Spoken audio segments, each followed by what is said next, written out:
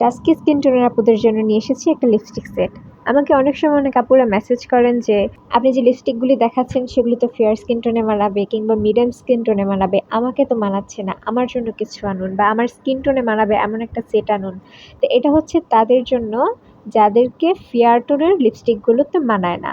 এই সেটের নিউড লিপস্টিকগুলো মূলত বানানোই হয়েছে এশিয়ান স্কিন টোনের জন্য। তবে আপনার স্কিন টোন যদি ফেয়ার হয় তাহলেও আপনাকে এটা কমপ্লিমেন্ট করবে, এমন না যে আপনাকে এটা ভালো লাগবে না।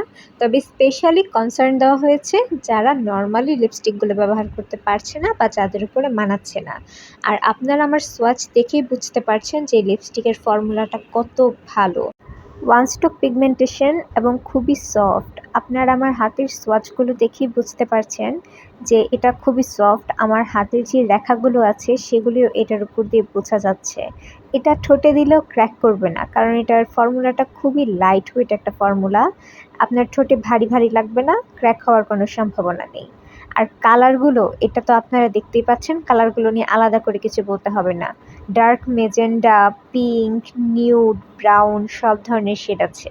আরেকটা কথা যেটা বলতে হবে, কালারগুলো খুব সুন্দর, কিন্তু ড্রাই হওয়ার পরে কিন্তু কালারটা হালকা একটু ডার্ক হয় বা হালকা একটু চেঞ্জ হয়ে যায়, যেটাও আমি আমার ভিডিওতে দেখিয়ে দিচ্ছি যে লিপস্টিকটা দেওয়ার সময় কালারটা কীরকম থাকছে আর সেটা ড্রাই হয়ে যাওয়ার পরে কালারটা একটু চেঞ্জ হচ্ছে।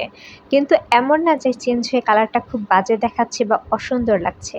চেঞ্জ হওয়ার পরে কালারটা আরও বেশি সুন্দর লাগছে, যেটা ঠোঁটে দিলে আপনাকে আরও বেশি কমপ্লিমেন্ট করবে। আপনি হালকা সাজুন কিংবা খুবই পার্টি লুক করুন, সবগুলি লিপস্টিক কালার আপনাকে খুবই কমপ্লিমেন্ট করবে।